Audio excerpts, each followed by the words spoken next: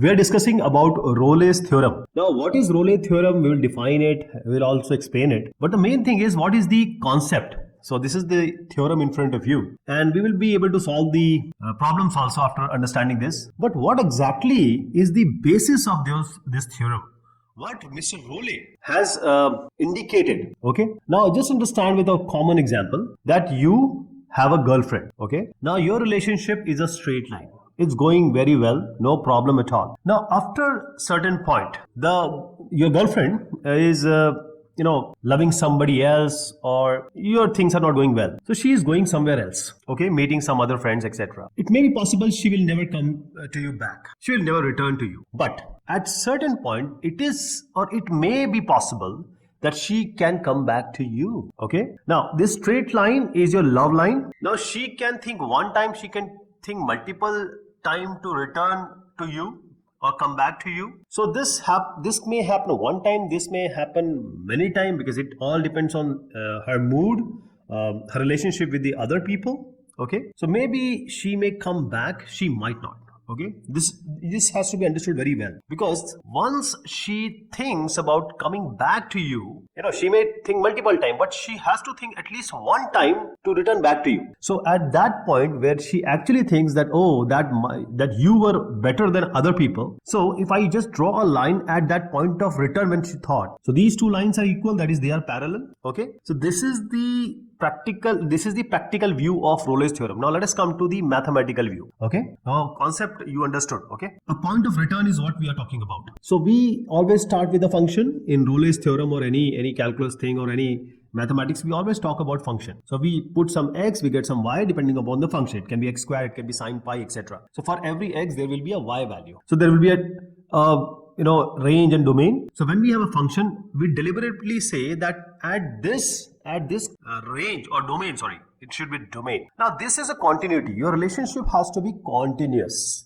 That means it should not break, and it should not be on and off, right? So continuity is this thing. A function is continuous when there is no break, and this has to be inside, that is, a and b are included. The point it started, the point it reinstated, or it actually broke, right? So this A to B is a closed one. This is continuous, right? The relationship might break, the relationship might go on, so it has to be continuous. Second thing is the differentiability.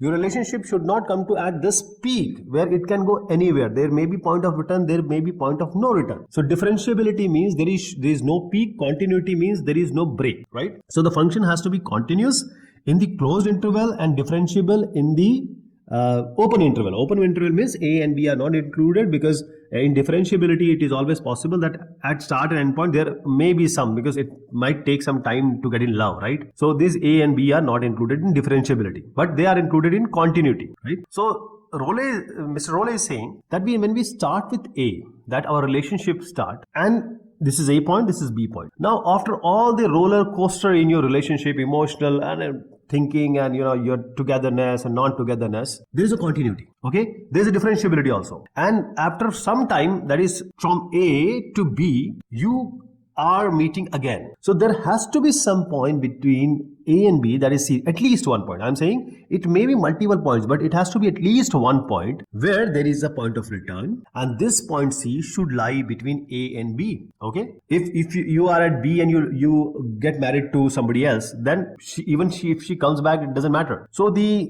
fx, when we differentiate it, differentiation of a function means finding out the m, finding out the tan theta, finding out the slope. That is all differentiation means, d by dx, rate of change. So when this at C, when we draw a tangent, when it becomes parallel to x-axis, that is, the angle of x-axis is what? 0 means tan theta is 0.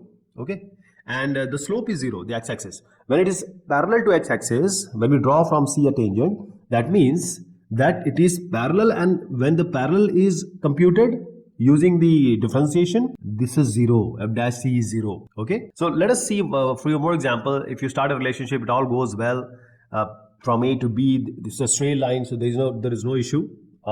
You verify the Rolle theorem because f dash c is 0. Here also, you go to a peak. Here you have two peaks, one above, one below, and then there is a point in between. They are point of return, and when we draw a tangent to these 2 points, they are parallel to your x-axis. That is f dash c is 0 in these 2 points. So there has to be at least 1 point, but there is no restriction. There can be say innumerable points. Now this can happen. She is so in a other relationship which is so low, she has to come back to you. So this is the downward kind of graph. So when you start with A, come to B, and when this A and B comes to same parallel, that is the FA and FB becomes equal, the y of fx and fy becomes equal, then at certain point in between there has to be a line which is parallel to x-axis, that is f dash c equals to 0, right? Now this is just an example. Let us go to the actual question and see how do we employ and use this Rayleigh theorem. Now the solution has been shown, but the thing is, if you understand it, very well. If you don't understand it, that is why you are viewing this video, because you want me to explain. So y is equal to x square plus 2, right? Now fx is the function which is y, which is x square plus 2. First thing has to be, it has to be continuous. The function is polynomial, it is continuous. The domain is also given -2 to 2, so it's really continuous. It is differentiable also. So continuity means there is no break. Differentiability means there should not be any peak or sudden turn. So if differentiable it has to be continuous. So continuity differentiability is established here. Second thing of the Rayleigh theorem is FA and FB. The first point and the second point, that is the end point of the domain. So f minus 2 is there, f2 is there. Let us put these value and let us find out what do we get out of it. So in the place of x, I am putting first -2, that is the left hand point or the left point of the domain. Right point of the domain is 2, so we put f2, that is 2 square plus 2. Here we get 4 plus 2. Here we get 4 plus 2, so you get 6 and 6. Now FA and FB is equal. So the Rayleigh theorem is saying that it has to be continuous, it has to be differentiable, it has to have FA equal to FB, that is the y point of those coordinates should be equal. So y is equal to fx, now you have to differentiate, that is you are making a tangent at that c point. So f dash x, let us differentiate it, x square plus 2 differentiation is 2x, and when it becomes 0, this is f dash. When it becomes 0, what is the value at which 2x becomes 0? When 2x is 0, that means x has to be 0. So you are talking about c as 0. This, at what point this differentiation becomes 0? At x equal to 0. So the c point is nothing but 0. Okay, now this c0 we have got, but it has to be between -2 and 2. It should not go beyond the left point or the right point of the domain. Okay, as I said, if you love somebody after your marriage, if she comes back, there is no point. So this point is coming between -2 or 2. Let us understand with a number line. You have a -2 here, on the right we have 2, and 0 really comes in between. So we have verified this using the Rayleigh's theorem.